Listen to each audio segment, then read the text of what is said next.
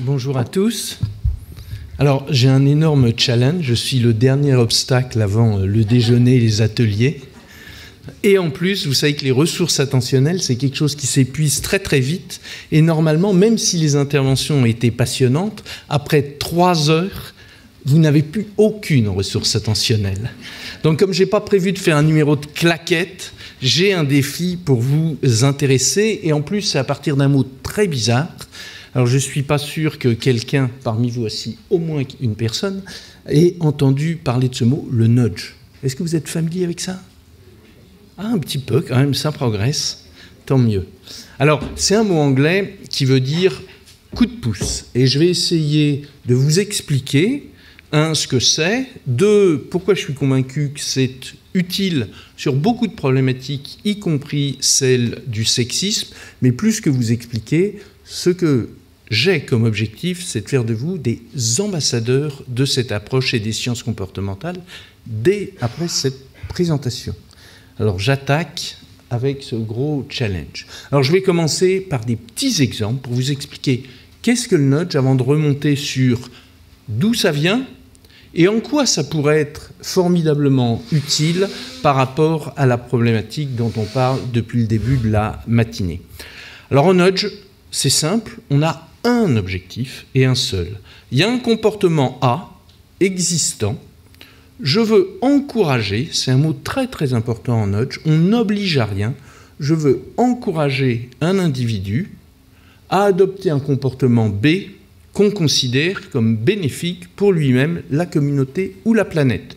Donc ça, on s'intéresse à une chose, changer les comportements. Alors voilà maintenant des petits exemples. Le premier, je ne sais pas si certains d'entre vous connaissent Chicago. Alors à Chicago, il y a un beau lac, et puis il y a une route qui longe ce lac. Le problème, c'est comme le lac est beau, vous le regardez en conduisant. C'est une des rues les plus accidentogènes des États-Unis. Alors qu'est-ce que la mairie fait dans un premier temps ? Elle fait de l'information, des panneaux qui disent « réduisez votre vitesse, attention virage dangereux », etc., mesure les effets de ça, et les effets sont très marginaux. Alors quelqu'un qui est très important en nudge, je vais vous en parler beaucoup, il s'appelle Richard Taylor, et professeur d'économie à l'université de Chicago. Il est contacté par les autorités pour dire qu'est-ce que vous pouvez faire dans un esprit nudge, et vous allez découvrir petit à petit ce que c'est. Alors, ce qu'il fait, c'est quoi ? C'est il dessine, vous les voyez, je les ai redessinés un peu plus gros, il fait dessiner des lignes perpendiculaires sur la route, avec une particularité, c'est que ces lignes, au fur et à mesure qu'on rentre dans le virage, la distance se réduit. Alors, qu'est-ce qui se passe ? Pour un conducteur, il voit les lignes arriver de plus en plus vite, ça lui donne l'impression, fausse, l'impression qu'il va de plus en plus vite. Qu'est-ce qu'il fait par rapport à cette perception ? Quasi automatiquement, il ralentit. Qu'est-ce qui se passe ? Mesuré par la mairie et l'université de Chicago pendant 1 an, ça réduit de 36% les accidents de la route.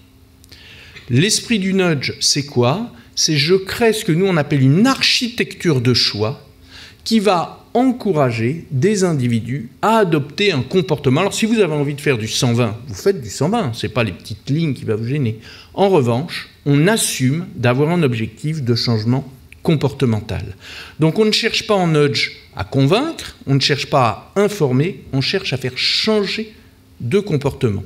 Alors, je lève tout de suite une ambiguïté. En nudge, on est extrêmement favorable à éduquer, informer, convaincre. Et vous allez voir un peu plus tard qu'on ne peut rien faire si les gens ne sont pas convaincus, n'ont pas l'intention d'adopter un comportement. Mais malheureusement, nous sommes tous bourrés de très bonnes intentions et encore plus bourrés de très mauvais comportements. Pensez à la planète. On est à peu près tous convaincus qu'il se passe quelque chose qui est peut-être grave. Est-ce qu'on change à la hauteur et à la rapidité qu'il faudrait nos comportements ? C'est pas sûr. On va y revenir un peu plus tard. Je suis toujours aux États-Unis sur un autre sujet très important, la consommation électrique. Comment faire en sorte de réduire la consommation électrique des foyers ? Qu'est-ce qui a été utilisé dans l'esprit nudge ? La facture que vous recevez chez vous. Dans une facture, vous avez généralement deux informations. Une première information qui est votre consommation. Et puis une deuxième information qui est combien je dois payer. L'idée ici a été de montrer une comparaison aux voisins. Donc vous êtes Mr. You, vous avez consommé 504 kWh. Les 10% des meilleurs de vos voisins, les plus efficaces en termes de consommation, sont à 500, près de 600. Et la moyenne est à un peu plus de 1000. Qu'est-ce que vous comprenez en un clin d'œil? Et en nudge, on essaye toujours de vous faire agir en un clin d'œil au moment où ça compte. Vous comprenez que vous êtes bon si vous êtes Mr. You. Si vous ne le comprenez pas juste grâce à l'histogramme, c'est marqué « Great ». Et si vous ne savez pas lire, il y a 2 smileys. Donc normalement, vous avez à peu près compris que vous êtes bon. Qu'est-ce qu'on partage tous en tant qu'humains? Un gros ego. Et on est plutôt content d'être bon par rapport aux autres. Donc, je viens de découvrir que 504 kWh, j'étais bon. Alors que si je ne suis pas ingénieur, je ne sais pas du tout si c'est bien ou c'est pas bien. Là, au moins, je suis meilleur que les autres, voire que les meilleurs. Si je ne suis pas bon, en nudge, on est bienveillant. Donc, on ne va pas te dire « t'es tout pourri ». Puis, de toute façon, en tant que fournisseur énergétique, si tu me dis « t'es tout pourri », je vais changer de fournisseur énergétique. Donc, qu'est-ce qu'on fait? On va donner des petits conseils. Par exemple, si tu n'es pas chez toi, ferme donc ton air conditionné. Ça ne va pas t'embêter et ça va, puisque tu as compris que tu n'étais pas bon, ça va t'améliorer. Alors, on pourrait dire c'est un petit truc ridicule. Et souvent, en nudge, on fait des petits trucs ridicules. Testé sur 600 000 foyers par l'Université de Berkeley et l'État de Californie, voilà le résultat, 250 millions de dollars d'économisés sur la facture énergétique.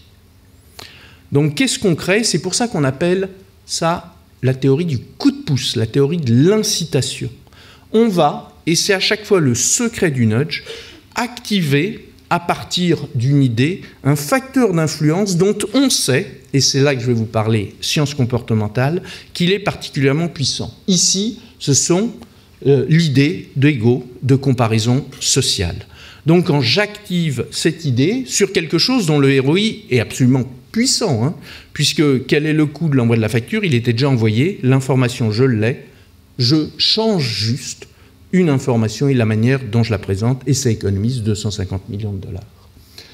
Je vous en fais une autre, dans un domaine très différent. Là, on revient en Europe, on est en Grande-Bretagne, et ça a été fait par la première équipe au monde, vous allez voir qu'il y en a maintenant plus de 200, la première équipe au monde utilisant les sciences comportementales en politique publique, celle de David Cameron, créée en avril 2010, c'est sur une problématique de santé publique, comment encourager, accroître l'adhésion à des programmes de dons d'organes. Il y a 3 morts par jour en Angleterre par manque de dons d'organes. Alors, la manière classique de le faire, c'est de communiquer, de dire, et c'est ce que faisaient les Anglais dans leur site gov.uk, dernière page, thank you, ils sont anglais, très polis. Puis, by the way, tiens, je vais essayer de te quand même convaincre de quelque chose, est-ce que c'est please join the NHS Organ Donor Organization? Ok, très bien.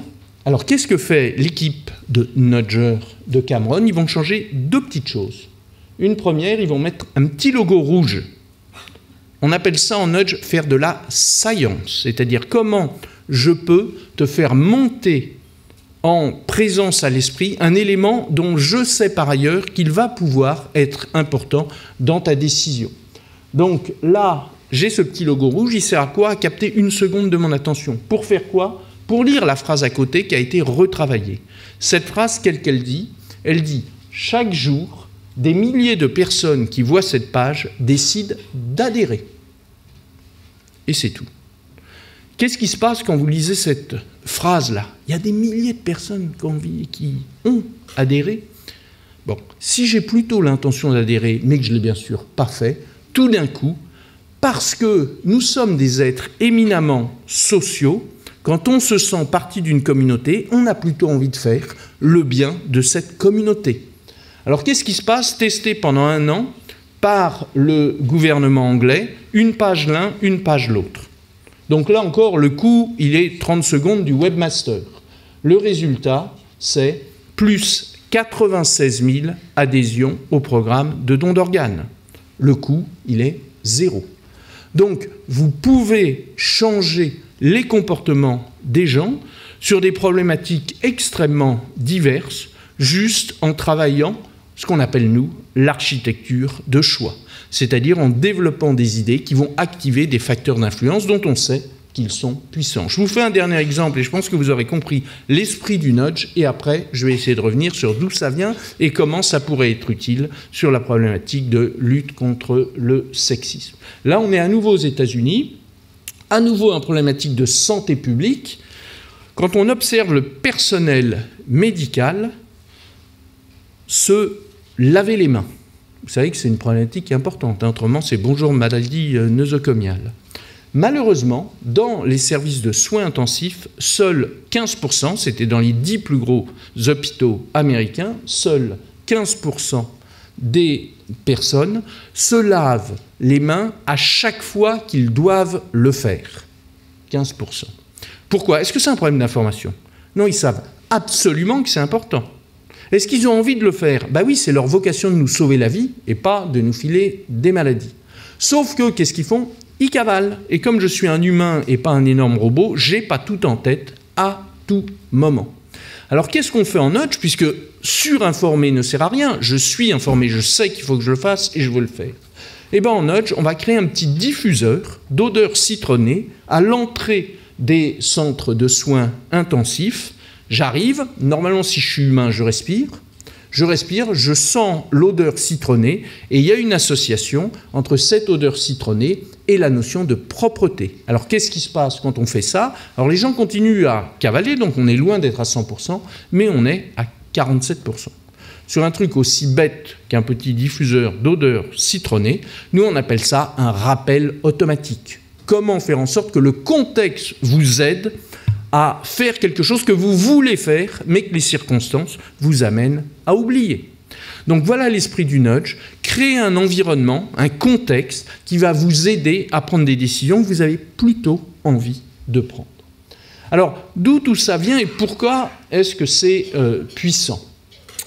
Le nudge s'inscrit dans ce qu'on appelle l'économie comportementale, la behavioral economics en américain. La behavioral economics, qui est née dans les années 75, a un seul objectif dans la vie. Les chercheurs dans cette matière, dans cette discipline, c'est comprendre les facteurs d'influence des comportements humains. Donc le nudge s'inscrit, s'enracine dans cette compréhension. En nudge, on ne cherche pas à créer des idées, on cherche à créer des idées qui vont activer ces enseignements s'appuyant sur les facteurs d'influence dont cette discipline aura démontré qu'ils sont puissants.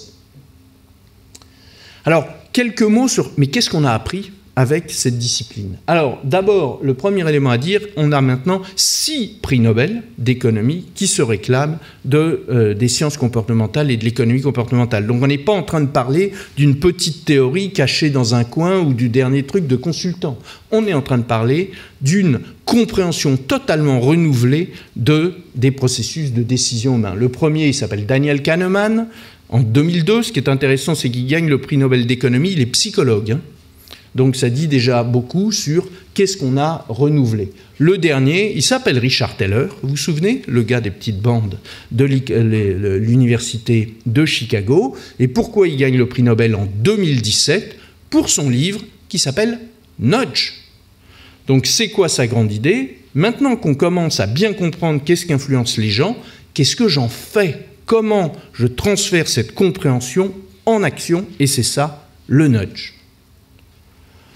Alors, ça aurait pu rester une théorie académique, comme beaucoup de choses, mais il se trouve que nudge a été écrit à 2.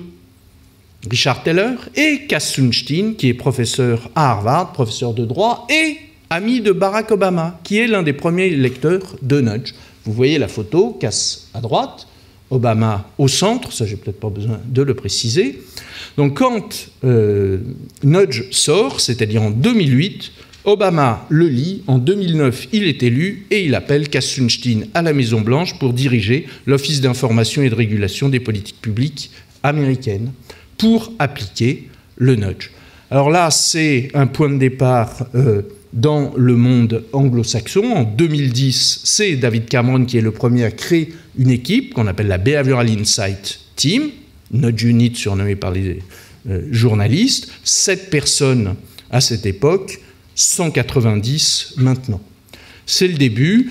Maintenant, il y a le Japon, l'Australie, le Canada, et il y a l'OCDE qui vient de publier une carte montrant qu'il y a plus de 200 institutions publiques, gouvernements, qui ont maintenant des équipes dédiées en sciences comportementales. Et je suis content de vous dire que depuis l'année dernière, c'est le cas de la France, à la direction interministérielle de la transformation publique, avec Thomas Cazenave.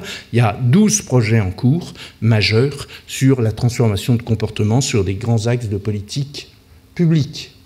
Alors, ce n'est pas que le monde des politiques publiques, même si les initiateurs en sont issus, c'est maintenant les entreprises. Et les entreprises, depuis les années 2013-2014, commencent à utiliser très fortement le nudge. Vous voyez ici le vice-président Google People, resté 11 ans vice-président avant de créer une start-up l'année dernière. Dans son livre que je vous recommande fortement, Work Rules, il écrit chapitre 5, c'est le titre de son chapitre, Nudge a lot.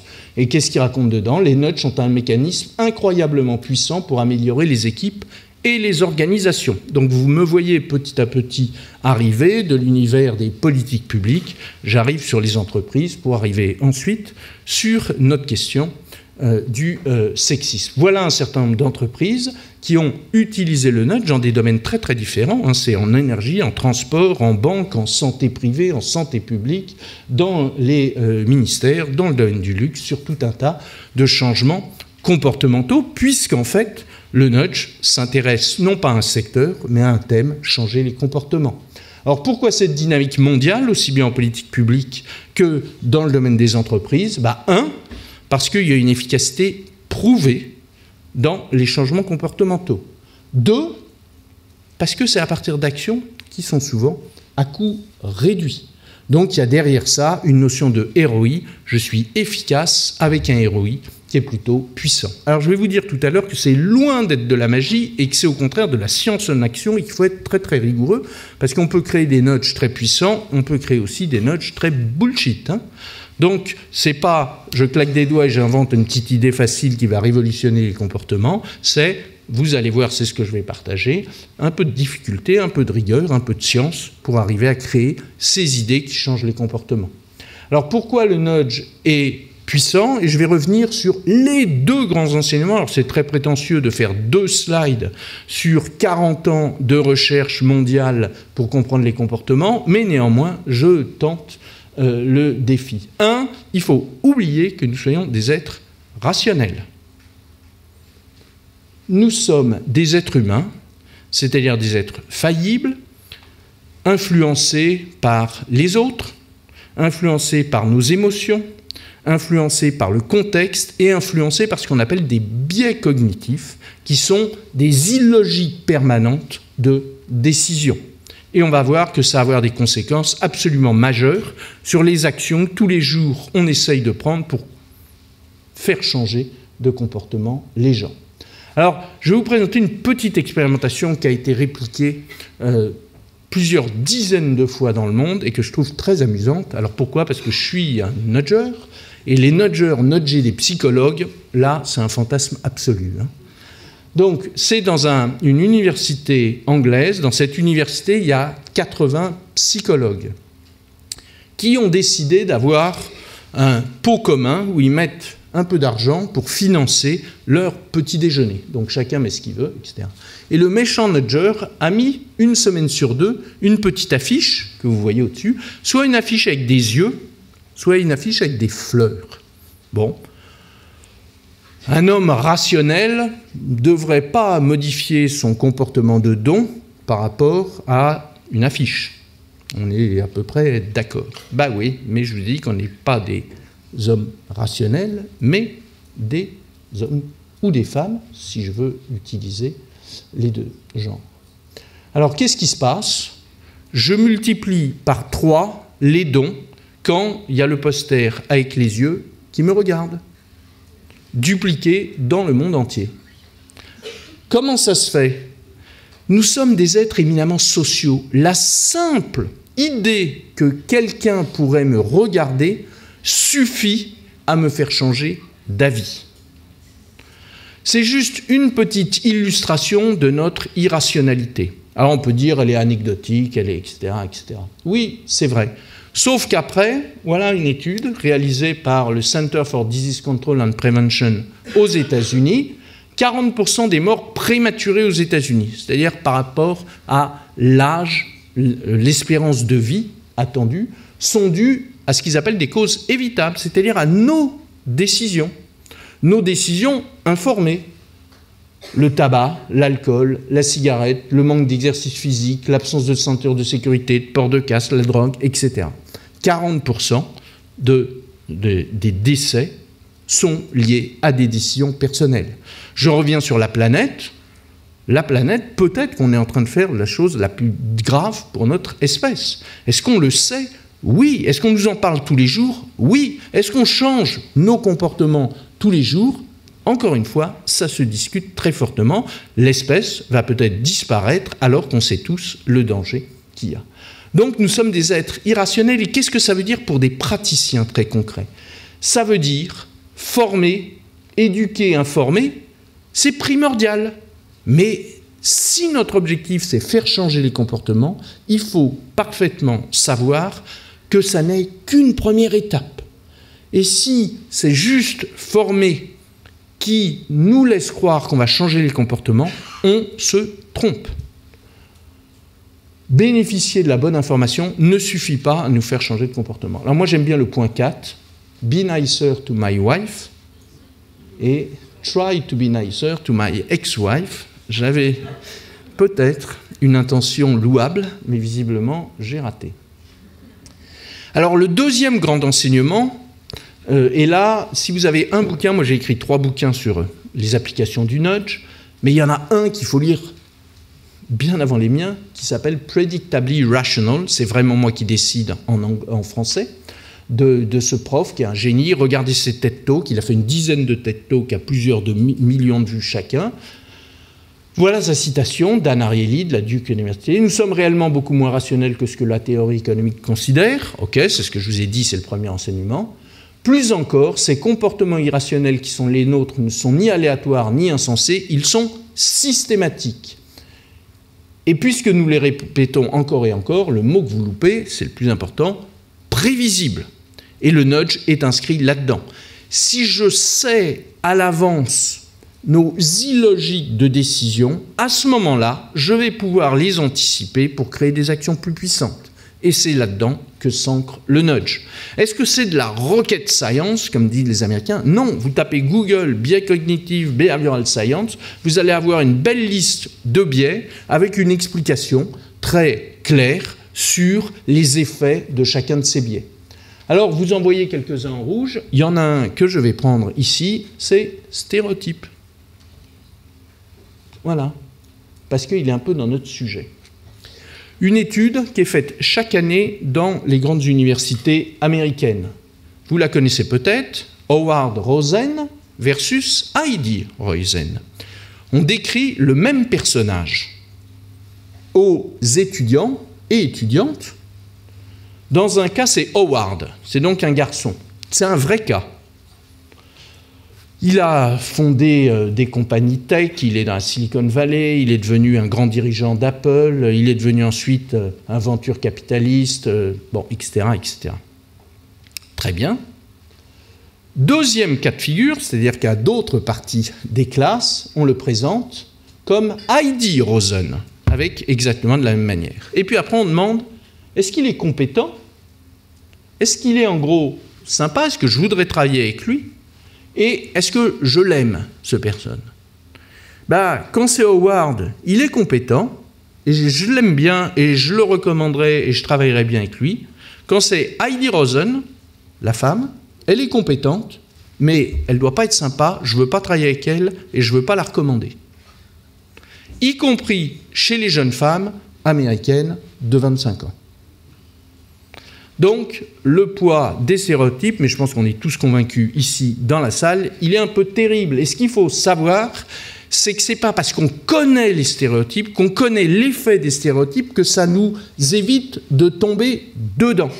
Étude un peu effrayante, mais que j'ai envie de partager ici avec vous, faite par une équipe de chercheurs d'Harvard, sur méta-analyse sur 800 entreprises qui, pendant 30 ans, ont mené des programmes de formation à la diversité.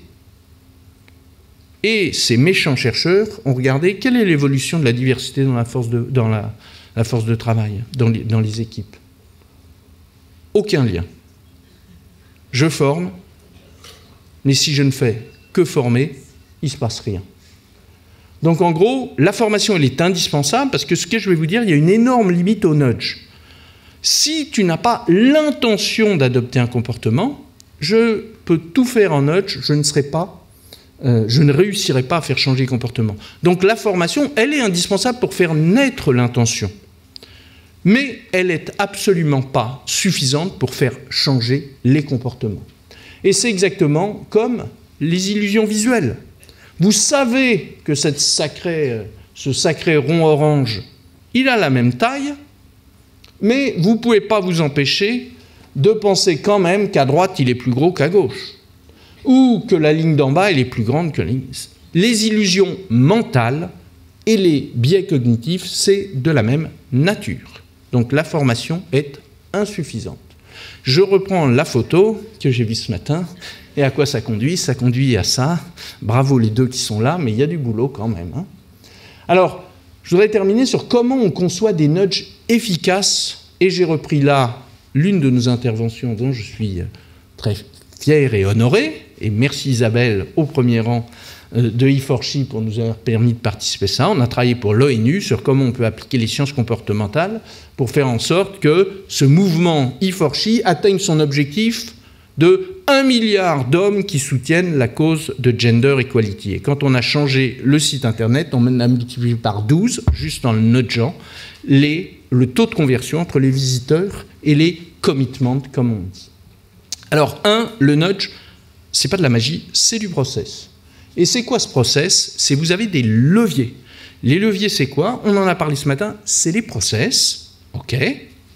Mais c'est également ce qu'on appelle l'environnement psychologique. C'est quoi les valeurs, la culture, tout ce qui est invisible dans l'entreprise, mais qui va driver nos comportements. Et puis l'environnement physique. Est-ce que vous savez que si on appelle une pièce, une salle de réunion, la Heidi's Room, bah les gens, scientifiquement démontrés, vont être beaucoup plus créatifs que si elle s'appelle la salle 1. Si le hauteur de plafond, si les couleurs, il y a un prof anglais qui s'appelle Paul Dolan qui a analysé l'ensemble des facteurs physiques qui influencent sur nos comportements. Tout compte. Donc en nudge, qu'est-ce qu'on fait? On prend en considération tous les éléments. On a un objectif et on a ce que la science comportementale a démontré, c'est quoi les facteurs d'influence importants. Alors, la réciprocité, le cadrage, l'amorçage, l'équité, la facilité, il y en a plein. Nous, on a essayé dans un de mes bouquins, j'en ai identifié les 20 les plus consensuels dans l'ensemble des travaux et j'en ai fait un acronyme. Donc, quand vous voulez créer des nudges sur le sexisme, vous trouvez un comportement. C'est-à-dire, je veux, il y a A, je veux B. Premier point. Deuxième point, j'ai deux types de leviers. L'environnement, les process, l'environnement physique, l'environnement psychologique, et j'ai des facteurs d'influence. Et après, ce que vous allez faire, vous allez co-créer avec les individus dans votre organisation des solutions nudge, alors aidées par des experts, de manière à trouver des multiples petites actions qui vont converger pour générer le comportement que vous souhaitez. Alors un petit exemple de qu'est-ce qu'on peut faire dans un environnement physique? C'est une expérimentation qui a été faite, là encore aux États-Unis, sur des classes juste avant de passer en high school. Et c'est choisir sa spécialisation. Et qu'est-ce que vous allez changer? C'est l'organisation, j'aurais presque envie de dire le décor de la pièce dans laquelle vous allez poser les questions aux étudiants. Alors, c'est une présentation en computer science. On vous propose de vous spécialiser en computer science. Et deux modalités de décor de la salle de réunion. Façon geek, j'ai des tableaux, des posters un peu Star Trek, machin, très masculins. Dans ce cas de figure, j'ai 13% des étudiantes qui choisissent de se spécialiser en computer science. Je fais la même chose, c'est la même présentation, etc. Mais je neutralise l'environnement et je passe à 35%. Donc je n'ai pas argumenté différemment, je n'ai pas informé différemment, etc. J'ai juste envoyé un signe, on appelle ça l'amorçage, que ce métier, il est pour tout le monde. Ou plutôt, j'ai enlevé le signe de ce métier, il est pour d'autres. Donc c'est juste pour vous dire qu'on a l'habitude de considérer, surtout au pays de Descartes, de considérer que pour avoir des gros changements, il faut des grosses actions. Ce qu'on sait en nudge, c'est que des tout petites actions smart peuvent générer, en complémentarité avec toutes les actions dont on a parlé toute la journée, peut générer et amplifier fortement les comportements souhaités. Un autre petit exemple, et je vous laisserai là, nudger des process. Alors, une première expérimentation a été faite qui est assez rigolote, c'est sur un jeu. C'est le même jeu, et je l'appelle Community Game ou Wall Street Game. Et en fait, dans ce jeu, vous devez choisir une stratégie plutôt collaborative ou plutôt individuelle. Quand le jeu s'appelle Community Game, j'ai 2/3 des joueurs qui choisissent la stratégie collaborative. Quand je l'appelle le Wall Street Game, j'ai 2/3 qui choisissent individuel. Alors vous pourrez dire, tiens, c'est le poids d'un mot. En nudge, on sait que tout compte, la charge émotionnelle des mots renvoie à des choses importantes. Alors là, on est en train de travailler, ils l'ont dit publiquement, donc on peut le lire, pour la BNP Paribas, sur comment faire en sorte qu'il y ait plus d'hommes qui postulent au RH. 70% de femmes au RH. Et puis, parallèlement, 70% d'hommes au global banking. Donc, il y a une égalité globale, mais pas du tout dans les fonctions et dans les rémunérations du coup. Alors, qu'est-ce qu'on fait? Un des premiers nudges qu'on vient de mettre en place, c'est on a changé le nom de la fonction Human Resource et on l'a appelé tout d'un coup Human Resource Business Partner. Et tout d'un coup, Business Partner, c'est pour moi. Bon. Donc, c'est juste pour vous dire qu'il y a des petits moyens. Alors, ce n'est pas un petit moyen, c'est une foultitude. Donc, la manière dont on travaille en nudge, c'est qu'on va prendre tous les points de contact que vous avez, on va prendre tous les process qui jouent, qui peuvent avoir une influence sur le comportement que vous voulez modifier, et on va essayer de voir quelles idées on peut avoir. Là, on est sur une expérimentation qui était aussi assez rigolote. C'était pour nommer des senior people, level C comme ils disent, interview devant un jury et devant un jury un peu élargi. Et puis même chose, je change la décoration de la salle, soit il n'y a rien, soit il y a des portraits d'hommes successful comme ils disent, ou des femmes, c'était avant l'élection de Trump, donc il y avait portrait d'Hillary et portrait de Merkel. Quand il y a portrait d'Hillary et de Merkel, le speech donné par les femmes, pour les hommes ça ne change rien, mais pour les femmes, elles donnent un speech qui est plus long et que le jury et le public va considérer comme plus convaincant.